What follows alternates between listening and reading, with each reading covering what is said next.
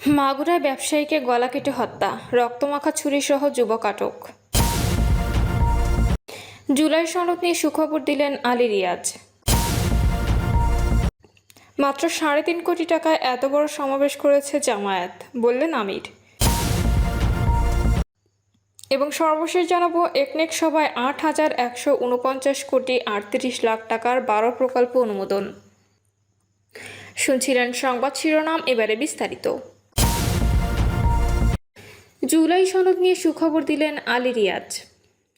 জাতীয় ঐকমত্য কমিশনের সহসভাপতি অধ্যাপক আলী রিয়াজ জানিয়েছেন, আগামীকালের মধ্যে সব রাজনৈতিক দলকে জুলাই সনদের খসড়া দেওয়া হবে। তিনি বলেন, কমিটমেন্টের জায়গাগুলোর একটা খসড়া কমিশন তৈরি করেছে। কমিশন আগামীকালের মধ্যে সব রাজনৈতিক দলের কাছে পাঠাবে বিবেচনার জন্য। সকালে রাজধানীর ফরেন সার্ভিস একাডেমিতে রাজনৈতিক দলগুলোর সঙ্গে কমিশনের বৈঠক শুরু হলে তিনি একথা জানান। খসড়া নিয়ে কমিশনে আর আলোচনা করা হবে না জানিয়ে তিনি বলেন, এগুলো শব্দের ব্যাপার, যদি বড় রকমের মৌলিক কোনো আপত্তি ওঠে তাহলে আমরা ফ্লোরে আনবো, না হলে আনবো না। আপনারা যদি মতামত দেন সেগুলোকে সন্নিবেশিত করে চূড়ান্ত সনদের প্রাথমিক বক্তব্যগুলো থাকবে, প্রক্রিয়াটাও থাকবে এবং কমিটমেন্টের যে জায়গাগুলো সেগুলোও থাকবে। তবে আজকের আলোচনায় রাষ্ট্র পরিচালনার মূলনীতি, নাগরিকদের মৌলিক অধিকার সম্প্রসারণ সংক্রান্ত প্রস্তাব এবং পুলিশ কমিশন নিয়ে কথা হবে। এছাড়া অন্যান্য অমীমাংসিত বিষয়ে আলোচনা করা হবে বলে জানান আলী রিয়াজ। মাত্র ৩.৫ কোটি টাকায় এত বড় সমাবেশ করেছে জামায়াত, বলছেন আমির। রাজধানীর সোহরাওয়ার্দী উদ্যানে গত ১৯শে জুলাই ঐতিহাসিক সমাবেশের আয়োজন করেছিল জামায়াত ইসলামী। দলীয় ইতিহাস প্রথমবার এমন আয়োজন করে জামায়াত। সমাবেশকে কেন্দ্র করে কয়েক হাজার বাস ভাড়া নেওয়ার পাশাপাশি রিজার্ভ করা হয় লঞ্চ, ট্রেন সহ বহু যানবাহন। ব্যানার ফেস্টুনে সজ্জিত করা হয় পুরো ঢাকা। সমাবেশ ঘিরে চাউর হয়, এত বড় সমাবেশ ইতিপূর্বে শুধু সোহরাওয়ার্দী উদ্যানেই নয়, পুরো ঢাকায় কখনো কোনো দল আয়োজন করতে পারেনি। তাই সমাবেশে কত টাকা খরচ হয়েছে সেটা নিয়েও রাজনৈতিক মহলে বিস্তর আলোচনার খোরাক তৈরি হয়। অনেকেই প্রশ্ন তোলেন, এত বড় সমাবেশ করতে কত টাকা খরচ করেছিল জামায়াত। সামাজিক যোগাযোগ মাধ্যম অনেকেই আবার খরচের পরিমাণ ১০০ থেকে ২০০ কোটি ছাড়িয়েছে বলেও দাবি করেছেন। সমাবেশে খরচের বিষয়টি নিয়েই খোলাসা করেছেন জামায়াতের আমির ডক্টর শফিকুর রহমান। রাজধানীর চীন মৈত্রী সম্মেলন কেন্দ্রে রোকন সম্মেলনের আয়োজন করেছিলেন ঢাকা মহানগর দক্ষিণ জামায়াত ইসলামী। রোকন সম্মেলনে জামায়াত আমির ডক্টর শফিকুর রহমান বলেন, এত বড় সমাবেশ হয়ে গেল, আমরা কি কোথাও চাঁদা তুলতে বলছি? কাউকে বলিনি, আমরা নিজেরাও কারো কাছে চাঁদা চাইনি। এখনকে বিশ্লেষণ করে ১০০ কেউ ২০০ কোটি। আপনারা শুনবেন কেন্দ্রের কত খরচ হয়েছে।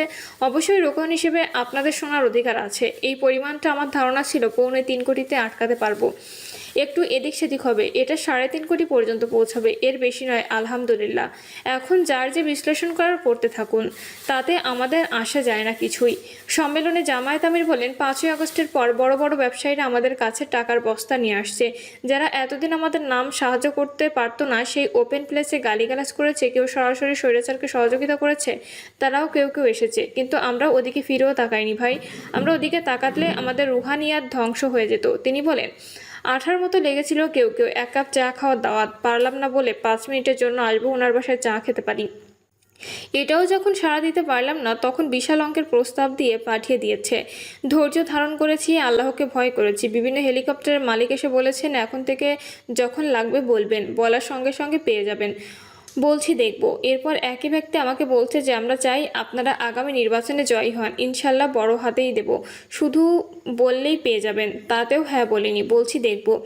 এরকম যাই অফার দিয়েছে নিজের জ্ঞান বুদ্ধি অনুযায়ী। প্রথমে তাদের ব্লাড সুগার দেখেছি, সুগার ঠিক আছে কিনা, এরপর আলট্রাসাউন্ড করেছি ভেতরে পার্স ঠিক আছে কিনা, সন্দেহ হলে সিটি স্ক্যান করা হয়েছে, এনজিওগ্রাম, ও শেষ পর্যন্ত MRI করে যখন নিশ্চিত করেছি ভেজাল, তখন বলেছি কালু সালাম। আমরা বিশ্বাস করি যারা ইমানদার তাদের দোয়া আমাদের সব ঘাটতি পূরণ করবে ইনশাল্লাহ। তিনি বলেন, এখন ১ সপ্তাহ যা খরচ হয় তা আগে ২ মাসের সংগঠন খরচ করতো না। অতীতে নির্বাচনের সময় আমাদের ঋণ হয়েছে, নির্বাচনের পর সেই ঋণ আমরা অনেক কষ্ট করে পরিশোধ করেছি। আলহামদুলিল্লাহ, এই যে মুমিনদের অন্তর আল্লাহ নরম, তরল, মায়াবী ও দরদি করে দিয়েছে। এখন কিন্তু কোনো ক্ষেত্রে আমাদের ঋণ নেই। এত বড় একটা সমাবেশ করার পরও আমরা কি কোথাও চাঁদা তুলতে বলেছি? কাউকে বলিনি। আমরা নিজেরাও কারো কাছে চাঁদা চাইনি। যদিও এখন কেউ বিশ্লেষণ করে ১০০ কেউ ২০০ কোটি। তিনি বলেন, আমরা এই ঢাকার পরও সমাবেশ ঠিক করেছি দুটি কারণে। একটি হচ্ছে ৫ই আগস্টের পর অনেক দল বড় বড় সভা সমাবেশ করেছে। আমরা অস্থিরতা দেখাইনি, জনগণের দেখার প্রয়োজন ছিল জামায়াত ইসলামী আগামীর জন্য কতটা প্রস্তুত। এই প্রস্তুতির ছোট্ট নমুনা এই সমাবেশ। এই সমাবেশ করতে আমরা জান কোরবানি করে ফেলিনি। জামায়াত ইসলামীর আমির বলেন, 30 থেকে 35টা আসনে নির্বাচন করার সময় আমরা যে পরিশ্রম, আর্থিক কোরবানি ও পেরেশানি করেছি, এখন যদি তার 10 গুণ আসনে নির্বাচন করতে হয় তাহলে এর 10 গুণ বাড়াতে হবে ইনশাল্লাহ। জামায়াত ইসলামীর আমিরের এমন বক্তব্য উপস্থিত টোকনরা ইনশাল্লাহ বলে সমন্বয়ে সহযোগিতা অবারিত রাখার সম্মতি জানান।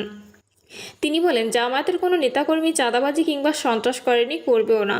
জামায়াত দল নিয়ন্ত্রণ করেছে, দেশও নিয়ন্ত্রণ করতে পারবে। যারা দলে নিয়ন্ত্রণ করতে পারে না তারা দেশে শান্তি শৃঙ্খলা বজায় রাখতে সার্বিক পরিস্থিতি নিয়ন্ত্রণ করতে পারবে না।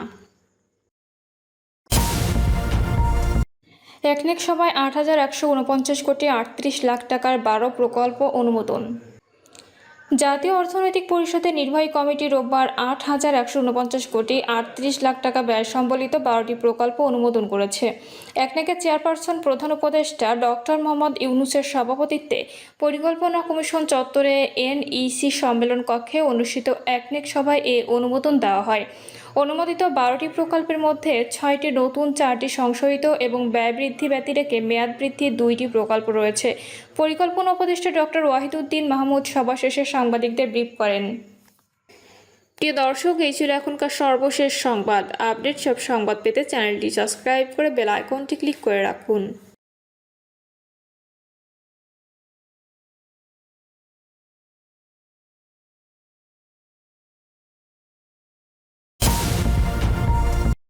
মাগুরায় ব্যবসায়ীকে গলা কেটে হত্যা, রক্তমাখা ছুরিসহ যুবক আটক।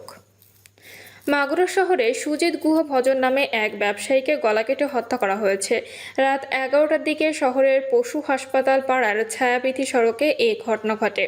ঘটনার পর হত্যাকাণ্ডে জড়িত সন্দেহে আবির বিশ্বাস নামে এক যুবককে আটক করেছে পুলিশ ও নিহতদের পরিবারের সদস্যরা জানায়, রাত 10:30টার দিকে ভজন গুহ চা খাওয়ার উদ্দেশ্যে পশু হাসপাতালে পাড়ার ভাড়া বাড়ি থেকে বের হন। এরপর ওই এলাকায় মুন্সিবাড়ির গলিতে তাকে গলা কেটে হত্যা করা হয়। এ সময় এলাকাবাসী রক্তাক্ত ছুরি হাতে এক যুবককে পালিয়ে যেতে দেখে পুলিশকে খবর দেয়। পরে রাত 11টার দিকে সদর থানা পুলিশ ওই যুবককে আটক করে। এ সময় তার বাড়ি থেকে রক্তমাখা একটি ছুরি উদ্ধার করা হয়। নিহত ভজন গুহর স্ত্রী অনিতা রানী গুহ বলেন, আমার স্বামী একজন নিরীহ প্রকৃতির মানুষ, কারোর সঙ্গে বিবাদ ছিল না তার, সাধারণ জীবনযাপন করতেন, কিন্তু তারপরও তাকে গলা কেটে হত্যা করা হলো। তবে কী কারণে হত্যাকাণ্ড ঘটনাটি ঘটেছে সে সম্পর্কে কোনো তথ্য দিতে পারেনি এ নারী। স্থানীয়রা জানান, পুলিশের হাতে আটক হওয়া আবির ওই এলাকার হান্নান বিশ্বাসের ছেলে। তিনি একজন মাদকাসক্ত। গত বছরের 5ই আগস্ট বিকালে তিনি একক এলাকার বাসিন্দা স্বর্ণ ব্যবসায়ী ক্ষীরোদ কর্মকারকে ধারালো দা দিয়ে মাথায় আঘাত করেন। গত কয়েক মাসে তিনি স্থানীয় অনেকের উপর নানাভাবে নির্যাতন চালিয়ে আসছিলেন, তবে কেউ ভয়ে পুলিশে অভিযোগ দেয়নি। মাগুরায় অতিরিক্ত পুলিশ সুপার মোহাম্মদ মিরাজুল ইসলাম বলেন, ঘটনাস্থলে থেকেই ভজন গুহ নামে এক ব্যক্তির গলা কেটে লাশ উদ্ধার করা হয়। এ সময় আবির নামে সন্দেহভাজন এক যুবককে জিজ্ঞাসাবাদের জন্য আটক করা হয়েছে। একই সময়ে তার বাড়িতে তল্লাশি চালিয়ে একটি রক্তমাখা ছুরি পাওয়া গেছে।